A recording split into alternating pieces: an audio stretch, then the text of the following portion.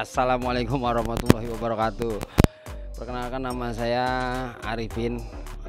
Ya saya kalau dibilang seniman Betawi belum nyampe sih, masih dalam tahap belajar. Saya ini Ketua Umum Asosiasi Ondel-Ondel Indonesia yang ketiga yang terpilih. Gitu. Asosiasi Ondel-Ondel Indonesia. Asosiasi Ondel-Ondel Indonesia ini terbentuk karena permintaan dari para pelakunya sendiri, para pelaku ondel-ondelnya, seniman-seniman ondel-ondelnya.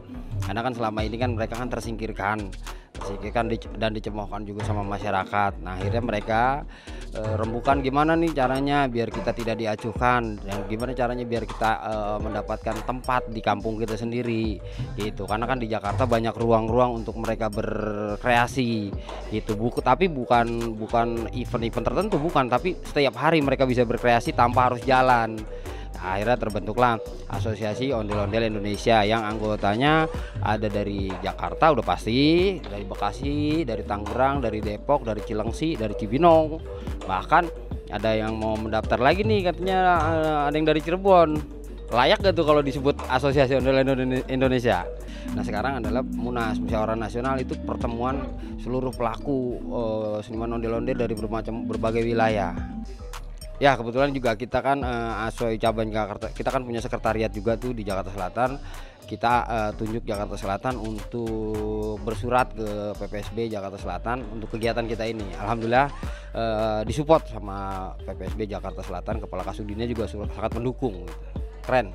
Harapan saya sih yang pasti ondel-ondel itu menjadi ikon, yang benar-benar jadi ikon yang lebih dihargai gitu.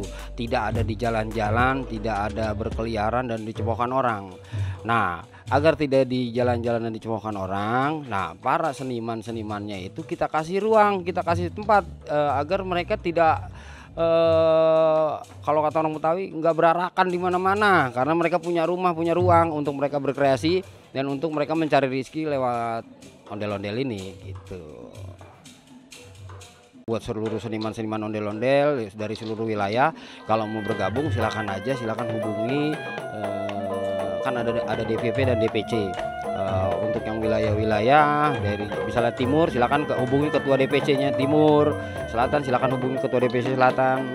Bekasi silakan hubungin. Jadi kita ada masing-masing wilayah itu kita punya ketua dan punya sekretariat.